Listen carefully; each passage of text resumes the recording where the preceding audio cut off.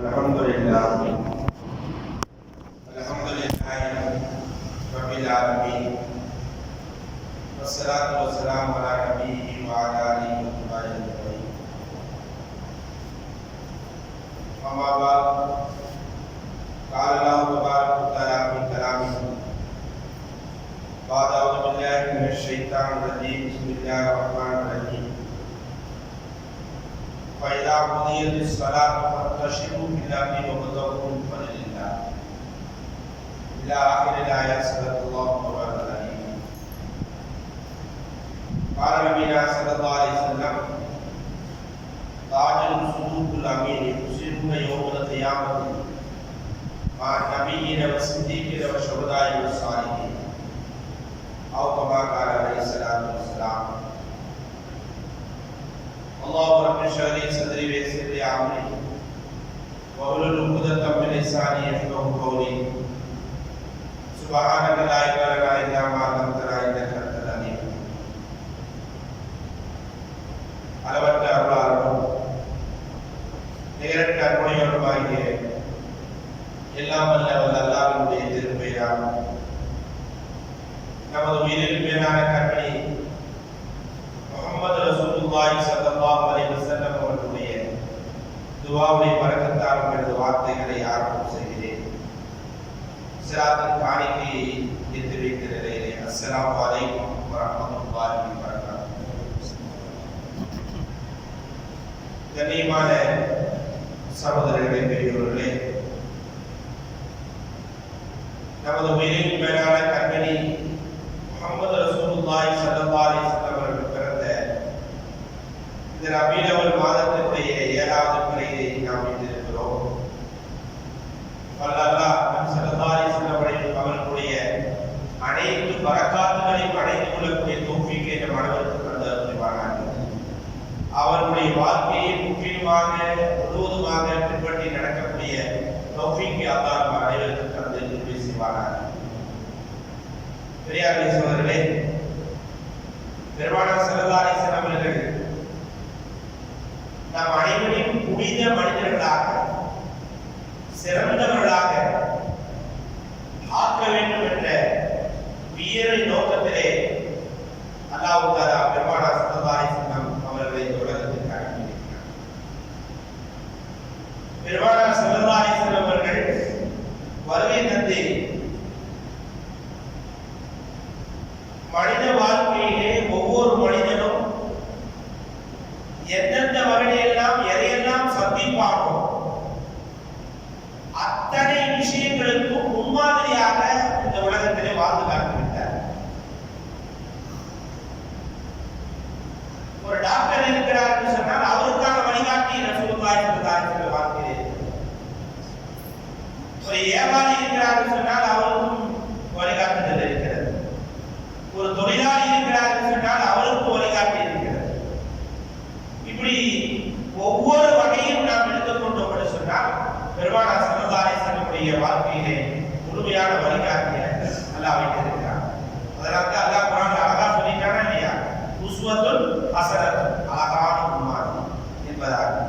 பெரியவர் சொல்லி அப்படிப்பட்ட உயர்தரமான பெருமானார் ஸல்லல்லாஹு அலைஹி வஸல்லம் அவருடைய வாழ்க்கையை நாம் எடுத்து அல்லாஹ் விரும்பக்கூடிய புனிதர்களாக மாறிப்போம். அல்லாஹ் விரும்புவது அதுதான். அதனால்தான் தன்னுடைய கலிமாவோடு பெருமானார் ஸல்லல்லாஹு அலைஹி வஸல்லம் அவர்களை இணைத்து வைத்திருக்கிறார். லா இலாஹ இல்லல்லாஹ் முஹம்மது ரசூலுல்லாஹி ஸல்லல்லாஹு அலைஹி வஸல்லம். அப்ப அல்லாஹ்வை பின்பற்றுவது, அல்லாஹ்வுடைய கட்டளையை ஏற்று நடப்பது எந்த அளவுக்கு அவசியமோ அதே போல பெருமானார் ஸல்லல்லாஹு அலைஹி வஸல்லம் வாழ்க்கையை பின்பற்றி நடப்பது நமக்கு அவசியமாக இருக்கிறது. சோதரே, நபி ஸல்லல்லாஹு அலைஹி வஸல்லம் அவர்களுடைய வாழ்க்கைக்கும் நமக்கும் உள்ள வேறுபாட்டை நாம் சற்று விளங்கிக் கொள்ள வேண்டும். நம்முடைய வாழ்க்கை எல்லாம் ஜீரோ. ஒரு உதாரணம், ஒரு போர்டு வச்சுக்குவோம். இங்க ஒரு ஜீரோ எழுதியாச்சு, அதுல ஏதாவது பவர் இருக்கா? இல்ல. பக்கத்துல ஒரு ஜீரோ போட்டாச்சு, 2 ஜீரோ, 3 ஜீரோ, 4 ஜீரோ, 100 ஜீரோ போடுங்க, ஜீரோவா தான். 1 போட்டாச்சு, ஒரு ஜீரோ போட்டா பவர், 2 போட்டா 100, 1000, 2000, லட்சம், கோடி போயிட்டே இருக்கு. இப்ப நம்பர் 1 மாதிரி யாருடைய வாழ்க்கைங்க?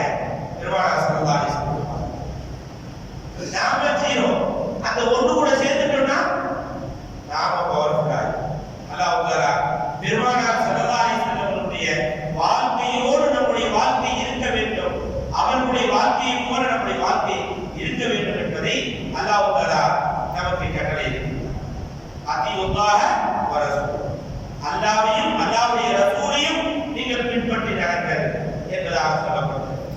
அதனால சோதரர்களே, உங்களுக்கு பல்வேறுபட்ட தலைப்புகள்ல நீங்க ஒவ்வொரு உலமாக்கும் ஒவ்வொரு நாளும் பேசுவாங்க.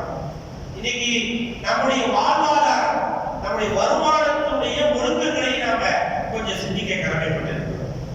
சோதரர்களே, அல்லாஹ் குர்ஆன்ல ஒரு இடத்துல நான் கசம்னா ஐஷத்தம், மனிதனுடைய வாழ்க்கையில் நாம் என்ன செஞ்சிருக்கிறோம், பல்வேறுபட்ட வகையிலே தரம் பிரித்து வைத்திருக்கிறோம். ஒவ்வொருத்தருக்கும் இப்படிப்பட்ட வாழ்க்கை என்பதாக. ஒருத்தர் டாக்டரா இருக்கார், ஒருத்தர் இன்ஜினியரா இருக்கார், ஒருத்தர் பெரிய படி படிச்சுட்டு கலெக்டரா இருக்கார், ஒருத்தர் ஐஏஎஸ் அதிகாரியா இருக்கார், ஒருத்தர் பள்ளிவாச புத்தோலியா இருக்கார், ஒருத்தர் இமாமா இருக்கார், ஒருத்தர் பிலாலா இருக்கார், இப்படி ஒருத்தர் வியாபாரியா இருக்கார், ஒருத்தர் இப்படி அல்லாஹ் செஞ்சான். ஒவ்வொரு மனிதனையும் நாம் என்ன செஞ்சிருக்கிறோம், பல வகையிலே பிரித்து வைத்திருக்கிறோம். பல தரப்பட்ட மக்களை நாம் உருவாக்கி வைத்திருக்கிறோம் என்று அல்லாஹ் கூறுகிறார். இதற்கு இன்னொரு விளக்கம் இருக்கிறது. ரிசர்க்குடைய விஷயத்திலும் நாம ஒவ்வொருத்தருக்கும் ஒவ்வொரு வகையாக வச்சிருக்கோம், ஒவ்வொரு வகையாக. அதுக்கு உதாரணம் என்ன அப்படின்னு சொல்லி கேட்டா, ஒருத்தர் ஒரு ஹோட்டல்ல 4 இட்லி வாங்கினார். ஒரு ஹோட்டல்ல 4 இட்லி வாங்கினார். ஏதோ பிரயாணத்துல போற வழியில ஒரு நின்று கார்ல இருந்து சாப்பிட்டார். 3 இட்லி தான் சாப்பிட முடிஞ்சுச்சு. மிச்சம் ஒரு இட்லிய என்ன இருக்குங்க, ஏல அது கீழே பேப்பரு, மிச்சம் ஒரு இட்லி, அது கூட வச்சிருக்க சட்னி, இந்த 4 கீழே போட்ட. இப்படி போட்ட உடனே ஒரு நாய் வந்து என்ன செஞ்சுச்சுங்க, அந்த மிச்சம் போட்ட இட்லிய சாப்பிடுச்சு. அந்த இட்லி சாப்பிட்டு போன உடனே மிச்சம் இருக்கிற சட்னியை பூரா அங்க இருக்கிற கோழி வந்து சாப்பிடுச்சு. கோழி சாப்பிட்ட கொஞ்ச நேரத்துல என்ன செஞ்சுங்க, அந்த இலைய வந்து ஆடு சாப்பிடுச்சு. இன்னும் கொஞ்ச நேரத்துல ஒரு கழுதை வந்து என்ன செஞ்சு அந்த மேல இந்த பேப்பரை சாப்பிடுச்சு. இதான் சொல்றது. நாம் ஒவ்வொருத்தருக்கும் ஒவ்வொரு வகையாக நாம் பிரித்து பிரித்து வைத்திருக்கிறோம். இட்லி நாய்க்கு, சட்னி கோழிக்கு, அந்த இலை வந்து ஆட்டுக்கு, அந்த பேப்பர் வந்து கழுது. இது உதாரணம் தான். இதான் நடக்குது சோதரே. இது மாதிரி நம்முடைய வாழ்க்கை விஷயங்களை அல்லாஹ் தஆலா மனித சமுதாயத்திலே நாம் வந்து என்ன செஞ்சிருக்கிறோம், பிரித்து பிரித்து வைத்திருக்கிறோம். இதெல்லாம் அல்லாஹ்வுடைய ஹிக்மத். இப்படிப்பட்ட இந்த வாழ்க்கையை பெருமானார் ஸல்லல்லாஹு அலைஹி வஸல்லம் காட்டி தந்த அந்த வழிமுறையின் பிரகாரம் நாம் செயல்படுகிறோம். அதுல குறிப்பாக வியாபாரிகள் அல்லது எந்த வகையிலேயும் தன்னுடைய வாழ்வாதாரத்தை தேடக்கூடியவர்கள் தங்களுடைய வாழ்வாதாரத்தினுடைய நிலைகளை நாம் என்ன செஞ்சிருக்கோம், சரியான முறையில் ஆக்கிக் கொள்ள வேண்டும். சோதரர்களே, வியாபாரத்தினுடைய சிறப்புகளை பற்றி ஏராளமான விஷயங்களை பெருமானார் ஸல்லல்லாஹு அலைஹி வஸல்லம் சொல்லியிருக்கிறார். பல ஒழுக்கங்களையும் சொல்லியிருக்கிறார். சிறப்புகள் நிறைய சொல்லப்பட்டிருக்கிறது. நேர்மையான வியாபாரி நாளை மறுமையுடைய நாளிலே நபிமார்களுடன், உண்மையாளர்களுடன், ஷஹீதுகளுடன், சாலிஹீன்களுடன், இப்படி 4 வகையை பெருமானார் ஸல்லல்லாஹு அலைஹி வஸல்லம் சொல்றாங்க. 4 வகையான நல்லடியார்களோடு எழுப்பப்படுவார்கள். யாருங்க? தாஜுல் சுதூகுல் அமீன், உண்மை பேசி நேர்மையாக வியாபாரம் செய்யக்கூடிய வியாபாரி.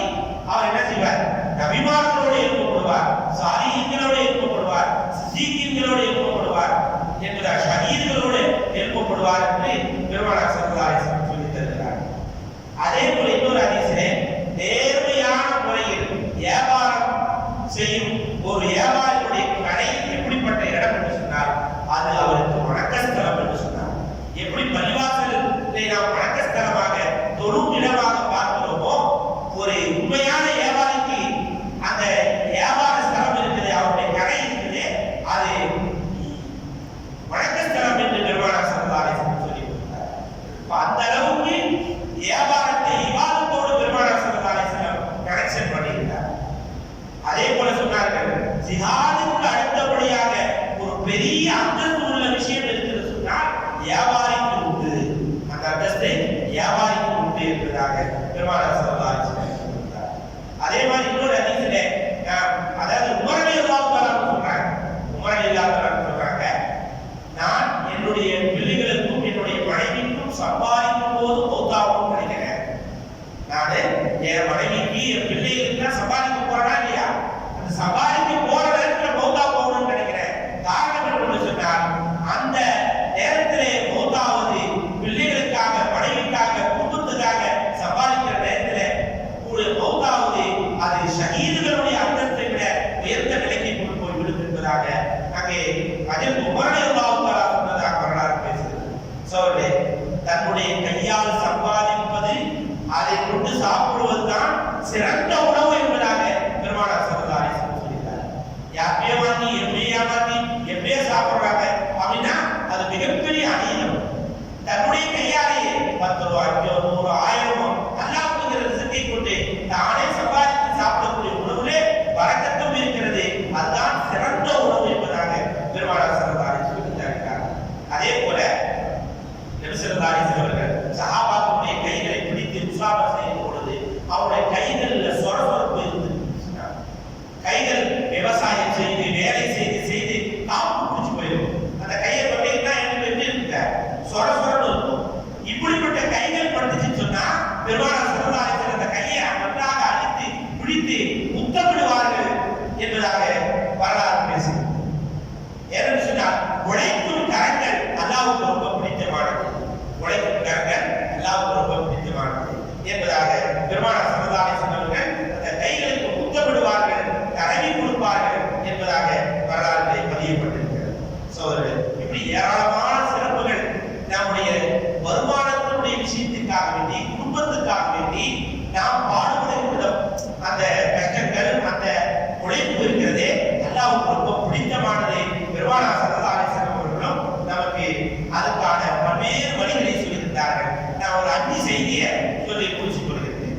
முதல் செய்தி என்னன்னு சொன்னால், அது வியாபாரமா இருக்கட்டும் அல்லது வேற எந்த தொழிலாளியா இருக்கட்டும் அல்லது ஒரு உத்தியோகத்தில் இருக்கிறாங்க, எந்த சூழ்நிலையில யார் எப்படிப்பட்ட சூழ்நிலையில சம்பாதித்தாலும் அந்த சம்பாதித்தனுடைய விஷயங்களிலே யாரும் பொய் சொல்லக்கூடாது. தன்னுடைய வியாபாரத்திலேயோ அல்லது தன்னுடைய தொழிலிலேயோ அல்லது ஏதாவது வகையிலேயோ என்ன செய்யக்கூடாதுங்க, தனது வருமான விஷயங்களிலே யாரும் பொய் சொல்லக்கூடாது. பெருமானார் ஸல்லல்லாஹு அலைஹி வஸல்லம் அவர்கள் சொல்லுகிறார்.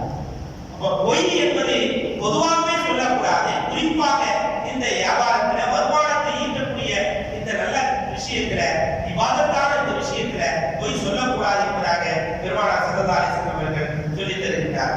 சோழர்களே, பொய் ஈமானை திண்டிவிடும் என்பதாக ஹதீஸிலே இருக்கின்றது. அப்ப நம்முடைய லாபத்தை திண்டிமா நிற்காது, கண்டிப்பா திண்டிவிடும். அதனால பொய் இல்லாமல் நாம் நம்முடைய வருமானத்தை ஏற்படுத்திக் கொள்ள வேண்டும். எந்த சூழ்நிலையிலும் ஒரு உத்தியோகத்தில் இருக்கிறோம், ஒரு வேலையில் இருக்கிறோம், அங்கே ஏதாவது பொய் சொல்ல வேண்டிய நிர்பந்தம் ஏற்பட்டாலும் சரி, அல்லாஹ்வுக்காக வேண்டி நாம் உண்மையைதான் பேச வேண்டுமே தவிர அங்க என்ன செய்கிறாரு, நாம் பொய் சொல்லக்கூடாது. வியாபாரியா இருக்கிறோம், வியாபாரத்தில் உட்கார்ந்து இருக்கிறோம், அந்த இடத்துல போய் என்ன செய்யக்கூடாது, பொய் சொல்லக்கூடாது. சோதரர்களே, உழைப்பிலே பெருமானார் ஸல்லல்லாஹு அலைஹி வஸல்லம் அவர்கள் எல்லா வகையிலும் உழைத்தார்கள். ஆரம்பத்தில் பெருமானார் ஸல்லல்லாஹு அலைஹி வஸல்லம் வாழ்க்கையில, அதாவது 6 வயசுல அவங்க தாயார் இறக்குறாங்க. 7வது வயசுல என்ன செஞ்சிட்டாங்க, ஆடு மேய்க்க போயிட்டாங்க. பெருமானார் ஸல்லல்லாஹு அலைஹி வஸல்லம் ஆடு மேய்க்க போயிட்டாங்க. அதுக்கப்புறம் பாத்தீங்கன்னா 12வது வயசுல அபூ தாலிப் அவர்களோட செஞ்சா, அபூ தாலிபோட சேர்ந்து என்ன செஞ்சாங்க, சிரியாவுக்கு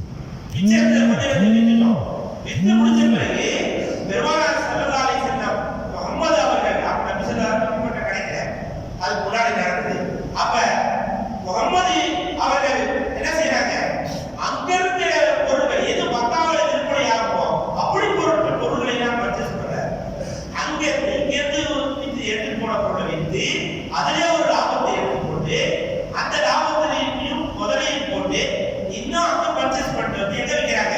மக்காவில் விற்கிறாங்க. அந்த கிதாப் எழுதுறாங்க தோ கண்ணே நஃபா, அதாவது ரெட்டிப்பான லாபம். இங்க இருந்து போய் வித்த பொருளுக்கு 1 லட்சம் ரூபாய் வருமானம் அப்படின்னா அந்த முதல் சேர்த்து 2 லட்சம் ரூபாய் கொண்டு வந்து அந்த பொருள் வாங்கி வந்து இங்க வந்து என்ன செஞ்சாங்க? அதை 2 லட்சத்தை 4 லட்சமா வித்து கொடுத்தாங்க. இப்படி இரட்டிப்பான லாபத்தை ஏற்படுத்தி கொடுத்தவர்கள் இது எதை கொண்டு நடந்தது? உண்மை, நேர்மை, நியாயம், மோசடி இல்லாத தன்மை. சோதரே, நீங்க எல்லாருக்கும் கேட்கிற போது முதல் கேள்வி என்ன தெரியுமா? பொய் சொல்லாம எப்படி ஆகணும்? பொய் சொல்லாம எப்படி ஆகணும்? வாங்க மாட்டேங்கிறாங்க. பொய் சொன்னாதான் வாங்கி போறாங்க. நல்லா இருக்கும்னு சொன்னாதான் வாங்குறாங்க, இல்லைன்னா வாங்க மாட்டேங்கிறாங்க. இப்படி எல்லாம் நிறைய கேள்வி வருது. பொய் சொல்லாம எப்படி வியாபாரம் பண்றது? வியாபாரமே என்ன வச்சுக்க பொய்யாக மாறி. சோதரே, அதனால நல்லா பாதுகாக்கணும். கடைசி வரை நாம் பொய் சொல்லாமல் நம்முடைய வருமானத்தை ஈட்டக்கூடிய விஷயத்திலே அது எந்த துறையா இருந்தாலும் சரி அந்த துறைகளிலே இருந்து நாம பொய் சொல்லாமல் இருக்க வேண்டும் என்பதாக சொல்லப்பட்டது. சோதரே, அதனால எல்லா நிலையிலும் பொய் சொல்லக்கூடாது என்பது பொதுவாகவே இருந்தாலும் குறிப்பாக இந்த வியாபாரத்திலே சொல்லக்கூடாது என்பதை நாம் புரிந்து கொள்ள வேண்டும். சோதரே, ஒரு படியில் வியாபாரி இருந்தார். படியில் வியாபாரி அவர் வந்து ஒரு மார்க்கெட்ல கடை போட்டார், சந்தையில கடை போட்டார். ஒருத்தர் வந்து கூட ஒருத்தர் நிற்கிறார். வியாபாரி ஒருத்தர் வந்தார். 80 மணி இருக்குதான்னு கேட்டார். அவங்க இருக்குது 85. மணி வியாபாரி என்ன சைஸ் இருக்கு? 85 சைஸ் இருக்கு. இவர் வந்து கேட்கிறவர் என்ன கேட்கிறாருங்க? 80 சைஸ் இருக்கான்னு கேட்கணும். இவர் என்ன சொல்லணும்? இல்லைன்னு சொல்லணும். இவர் என்ன சொல்றாரு? ஏப்பா இந்த 85 இருக்கு, இதை நீ போய் தண்ணியில போட்டா 80 ஆயிரம். தண்ணியில போட்டா 80 ஆயிரம். அதனால நீ தாராளமா வாங்கி போட்டுட்டார். ஆச்சா, இன்னும் கொஞ்ச நேரத்துல ஒருத்தர் வந்தார். 90 மணி இருக்கான்னு கேட்டார். 90 மணின்னு இருக்கான்னு கேட்டார். அப்ப அவர் என்ன சொன்னாரு?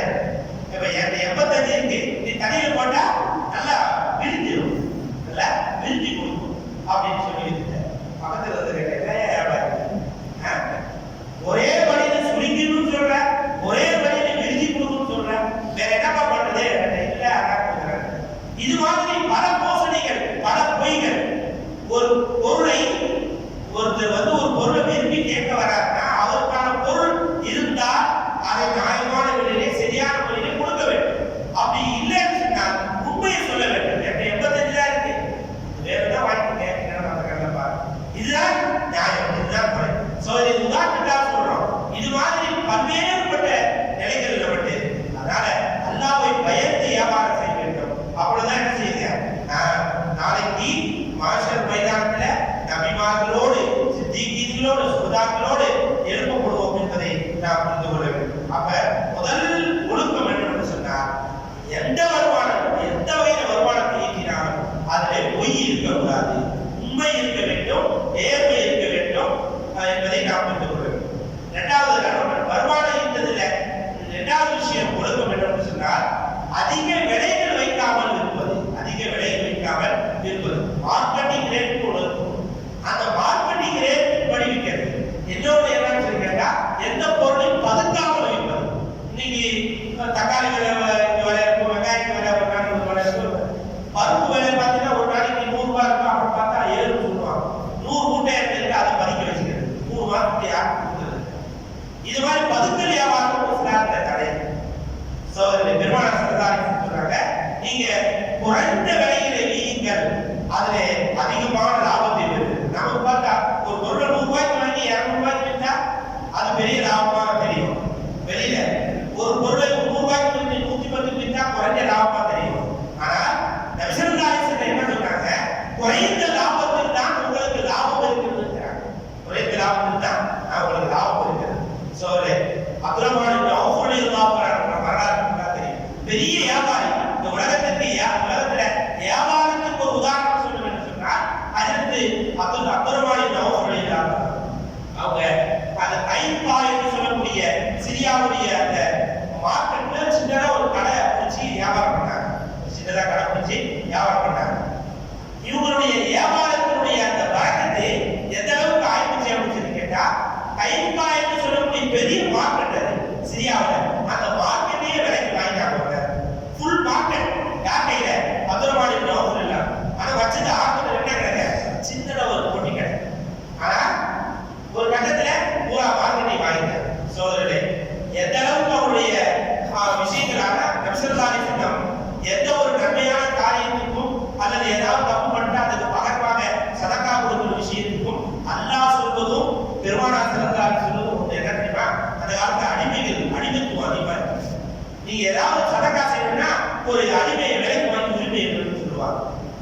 எந்த ஒரு கஃபாரா ஒரு பொய் தெரிவிக்க பண்ணாங்கன்னா அல்லாஹ் குர்ஆன்ல சொன்னா அதுக்கு என்ன செய்யணும்? ஒரு அடிமையை உரிமை என்று கேட்கிறாங்க.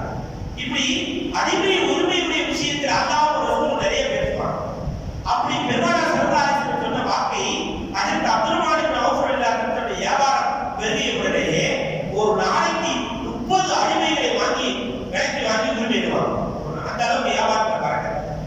அங்க உள்ள மக்கமா நகரத்து மக்கள் ஒரு கட்டத்துல போய் உட்கார்ந்து கேட்டு அபூர்வமான அவங்களே, நீங்க நாங்களும் தான் வியாபாரம் பண்றோம், நீங்க வியாபாரம் உங்களுக்கு மட்டும் இப்படி அல்ல வரக்கத்தை அள்ளி கொண்டானே, அப்ப அதுக்கு என்ன காரணம் அப்படின்னு சொல்லிட்டு பொழுது அதில் அபூர்வமான ஒரே வார்த்தை சொல்றாங்க, குறைந்த லாபம். குறைந்த லாபம். என்னுடைய வியாபாரத்திலே குறைந்த லாபம். அந்த குறைந்த லாபத்தில் அல்லாஹ் வரக்கத்தை செய்யறான். நமக்கு வரக்கத்துல நிறைய நினைச்சிருக்கிறோம். ஆனா வரக்கத்துக்கு அர்த்தம் யாராலையும் சொல்ல முடியாது. விளக்கம் தான் சொல்லலாம். ஒன்னாகவே இருக்கும். ஆனா 1 கோடி வேலை இருப்பாங்க. அதுதான் வரக்கத்து. ஒண்ணு அப்படியே இருக்கும். ஆனா 1 கோடி வேலைகள் 1 லட்சம் வேலை என்ன நடக்குமோ அந்த வேலையை ஆக்கி கரெக்டா அதை முடிச்சிடும். இதுதான் வரக்கத்து. அந்த வரக்கத்தை அல்லாஹ் தஆலா குறைந்த லாபத்தில் வைத்திருக்கிறார். ஒரு பேனா வெளியே போறதுக்காக பையனை சின்ன பையனை கூப்பிட்டு வச்சு கடையில உட்காந்து வெளியே போய் வந்துடுறேன். யாராவது வந்து பேனா கேட்டாங்கன்னா ஒவ்வொரு பேனாவிலும் விலை எழுதி, ஒவ்வொரு பேனாவையும் இவ்வளவு 10 ரூபாய் 20 ரூபாய் எழுதி நீ அதை எடுத்து பார்த்து அந்த போட்டு விலைக்கு திருடினாரு. போயிட்டு வந்தாரு. என்னப்பா தம்பி போனேன் பேனா வித்தேன். என்ன பேனா வித்தேன்? ஒரு பேனா கை காமிச்சேன். அதை எடுத்து பார்த்தா எவ்வளவு? அதுல 91 ரூபா போட்டு. எவ்வளவு போட்டு? 91 ரூபா போட்டு. எவ்வளவு பேனா வித்தேன்? 16 ரூபாய். என்னது 91 ரூபா பேனா பார்த்து 16 ரூபாய்க்கு வித்தேன் அப்படிங்கிற. இல்ல அப்பா நான் இப்படிதான் பார்த்தேன்னா தலைகளை பார்த்துக்கிறேன். 91 தலைகளை பார்த்து எப்படி இருக்கும்? 16 தெரியும். 16 ரூபாய்க்கு தான் தெரிஞ்சு 16 ரூபாய் கொடுத்தேன். அப்படி போட்டு திட்டாரு அப்படின்னு சொல்லி கடைசியில ஒரு கட்டத்துக்கு வந்துட்டு சரி கூட அதுலயும் 5 ரூபா லாபம் இருக்கிற பார்க்கலாம். அந்த மாதிரி அதுலயும் 5 ரூபா லாபம் இருக்கு அப்படின்னு சொல்றாங்க.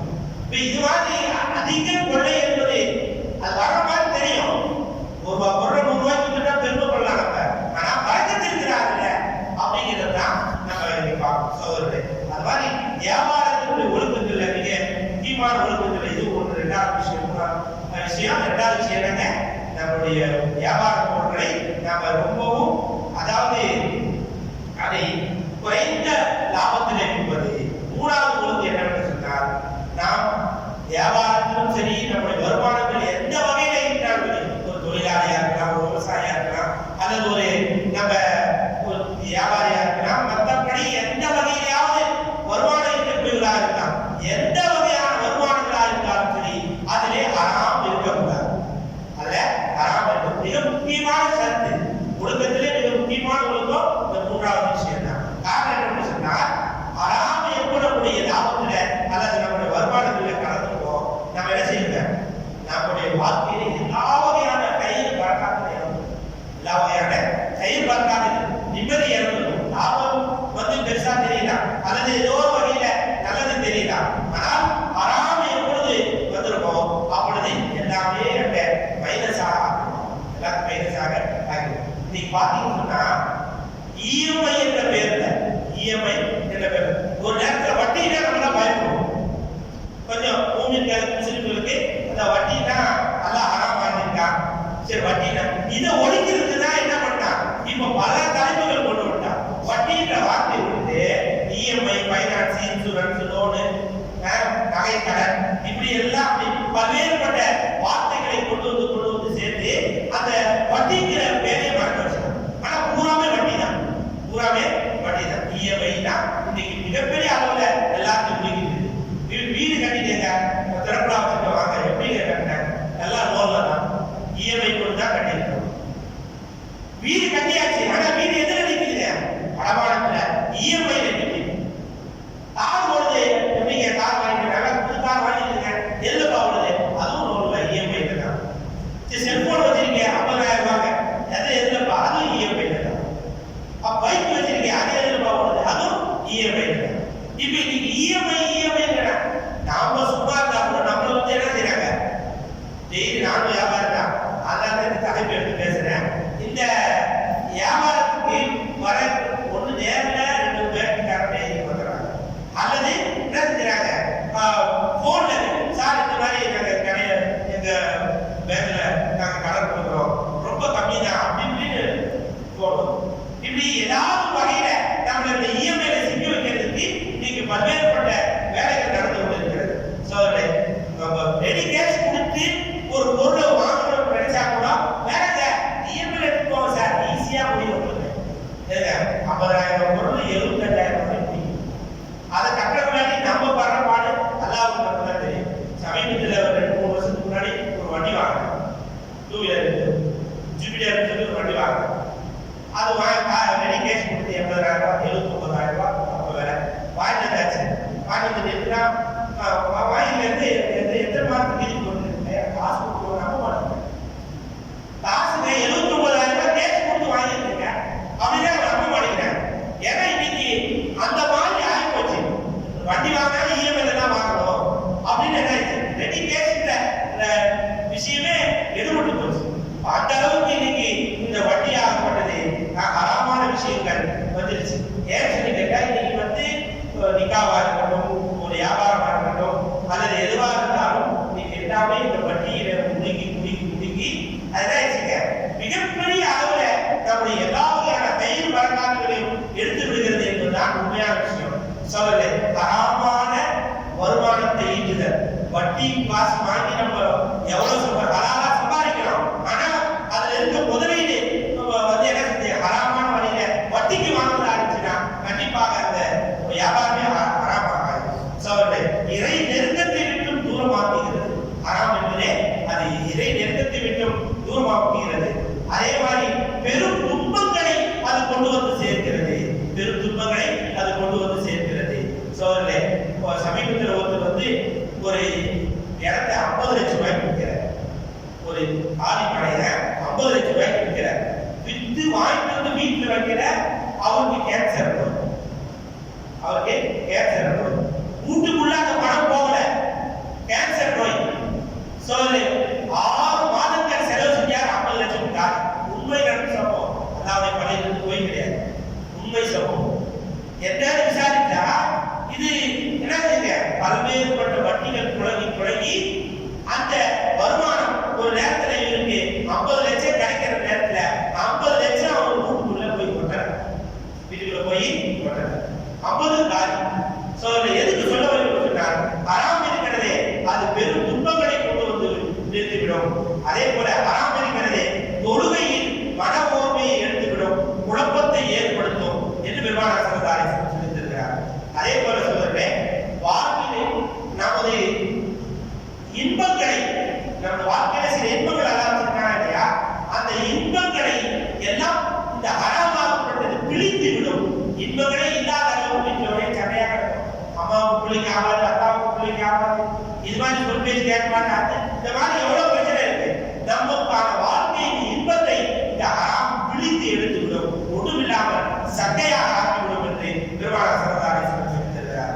அதே மாதிரி ஹராம் இருக்கிறது உணவுடைய வரக்கத்தை நீக்கிவிடும், உணவுடைய வரக்கத்தை நீக்கிவிடும்.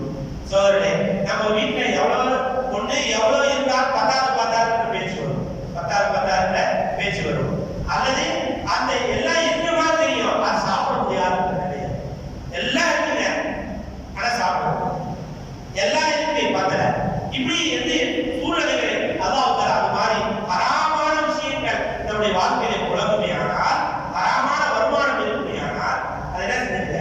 அதனால்தான் உத்தியோகத்திற்கு சொல்லுவாங்க, ராசியவன் முத்துசியபின்னா லட்சம் வாங்குவோன் கொடுப்பவன் நரகவாதி என்று பெருமானார் ஸல்லல்லாஹு அலைஹி வஸல்லம். அப்ப நரகம் என்று சொன்னால் உலகத்தில் அது எவ்வளவு பெரிய கேடுகளை விளைவிக்கும்.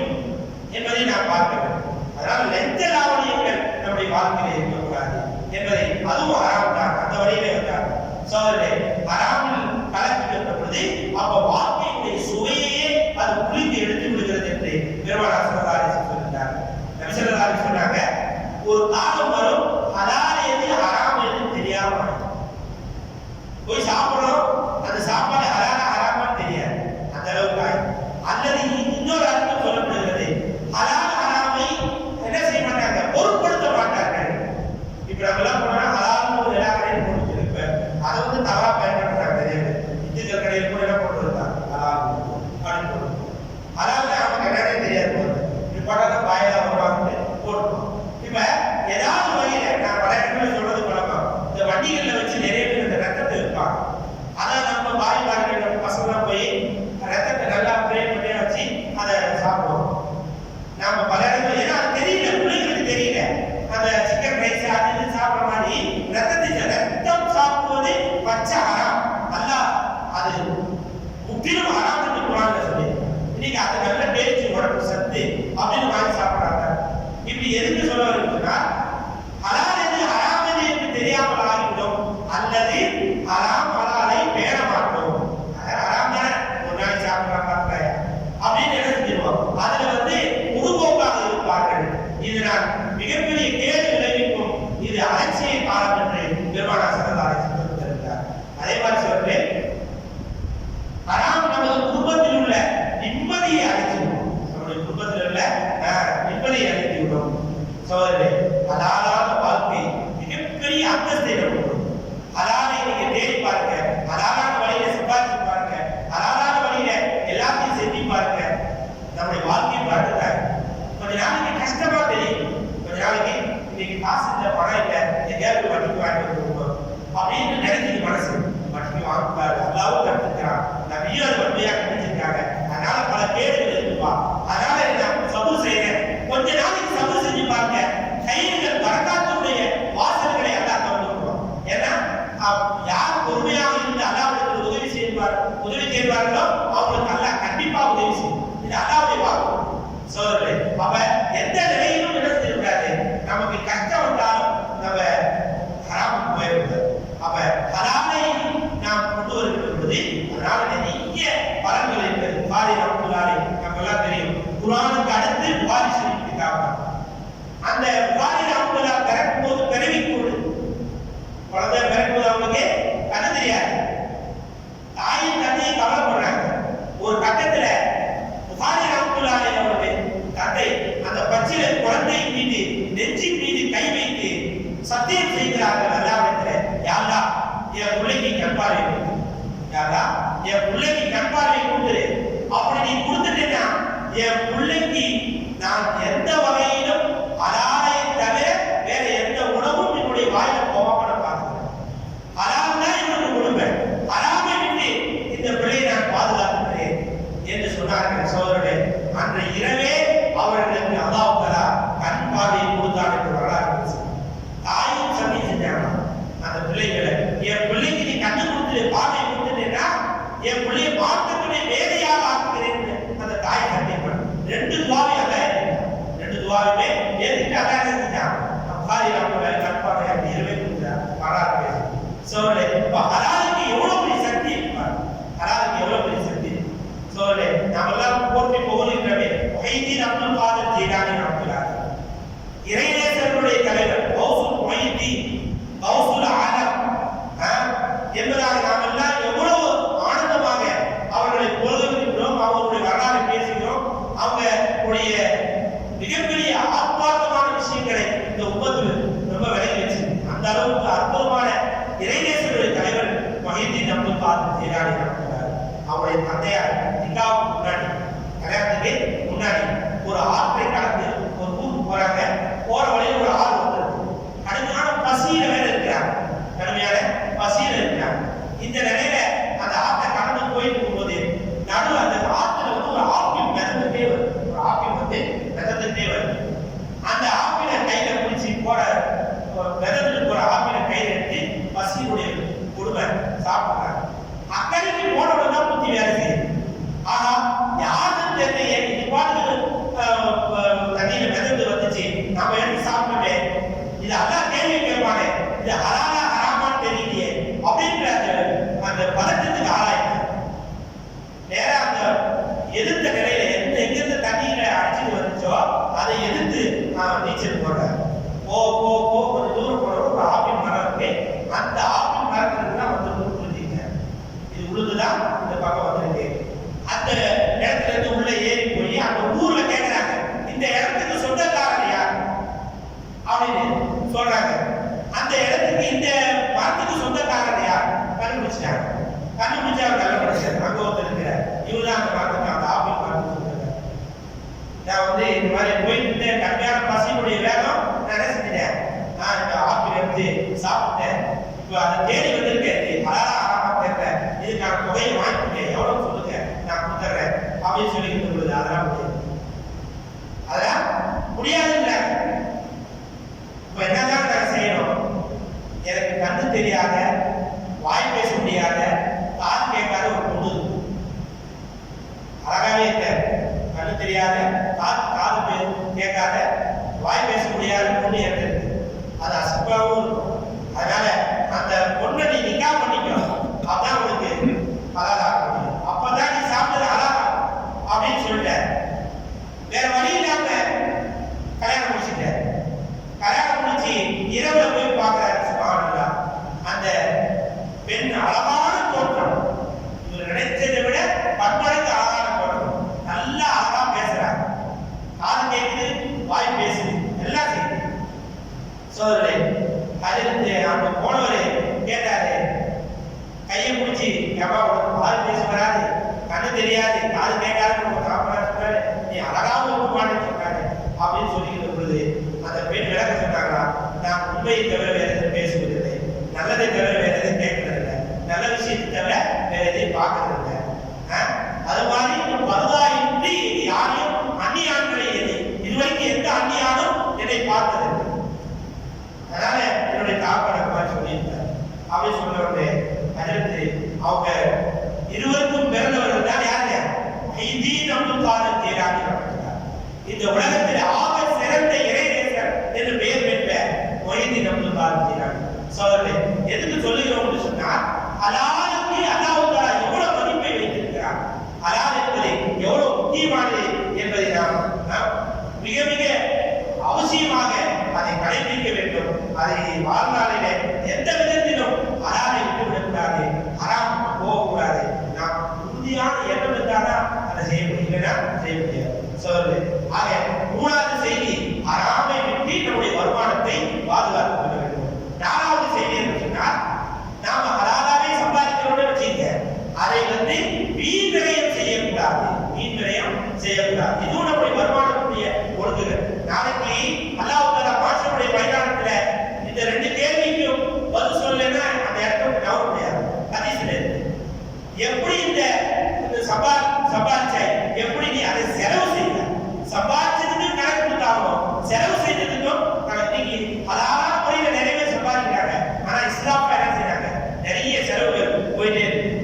இன்னைக்குதான் அந்த ஷாப்பிங் மால் வந்த பிறகு இஸ்லாம் அதை வாங்க போனது 1 கிலோ வெங்காயம் இருக்கும், அல்லது ஒரு கிலோ மிளகாய், ஆனா அதை வாங்குறது மட்டும் விட்டுட்டு மிச்சம் எல்லாத்தையும் போயிட்டு வருவாங்க. நிறைய தேவையில்லாத செலவுகள், சிறப்பான செலவுகள், இப்படி எல்லாம் நிறைய செலவுகளை நாம் பார்க்கணும். நல்லா சொல்றாங்க, அதாவது குழு வசனமும் வராது சரி, சாப்பிடுங்கள் குடியுங்கள், நல்லா சாப்பிடுங்க குடிங்க, அதுல அல்லா எந்த தடையும் போல. ஆனா இஸ்லாம் மனுஷன் அது எனக்கு பிடிக்காது, இஸ்லாம் வீண்மறையம் எனக்கு பிடிக்காது என்று அல்லாஹ் சொல்கிறார். சகோதரரே, நமக்கு தெரிஞ்சவங்க ஒருத்தவங்க சொன்ன அந்த வரலாறு உண்மையான வரலாறு.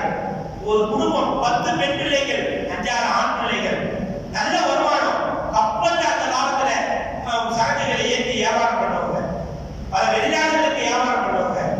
ஒரு அந்த தாய் பிள்ளைகளை வச்சுன்னு சொன்னா 10 மருமகளை எடுத்து அப்படியே சுத்தி உட்கார வச்சு நான் என்ன செய்வேன், ஜாம் வாழ்க்கை நடத்துவேன் அப்படின்னு சொல்றாங்க. சாப்பாடு போக நிறைய பொருட்களை நடத்திருக்காங்க, இஸ்லாம் பண்ணிருக்காங்க. அவங்களுடைய வீட்டில் ஜாக்கடையில போட்ட அந்த உணவுகளுக்கு அளவே கிடையாது. ஒரு கட்டத்துல பிள்ளைகளுக்கெல்லாம் கல்யாணம் முடிக்கிற எதுவுமே பண்ணல, வியாபாரத்துக்கு கஷ்டம், பெரிய ரெஸ்டாரண்ட். தாண்ட வேலை பார்த்த வேலைக்காரங்க வீட்டுக்கு யாருக்கும் தெரியாம அந்த அம்மா போய் கொஞ்சம் சாப்பாடு தான் கொடுப்பாங்க, பசிக்குதுன்னு கேட்பாங்க. எவ்வளவு பெரிய இக்கட்டான சூழ்நிலை பாருங்க. சோதரே, எப்போ இஸ்லாம் செய்வோமோ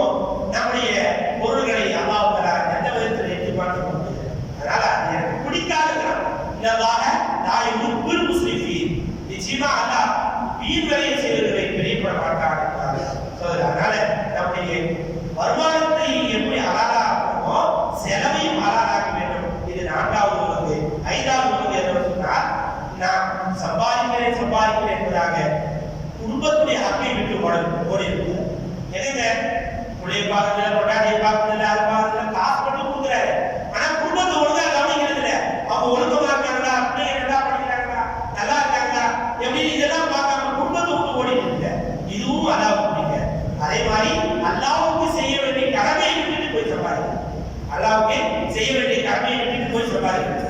தொழுவது இல்லை, நோன்பு வைக்கிறது இல்லை. ஏங்க நிறைய வியாபாரிகள் சொல்றது இதுதான். என்னன்னா, கடையில ஆள் இல்லைங்க, நோன்பு வச்சா கல்யாணத்துக்கு 5 வேலை வரணும், அதனால நான் நோன்பு வைக்கிறது இப்படி சொல்லுவாங்க.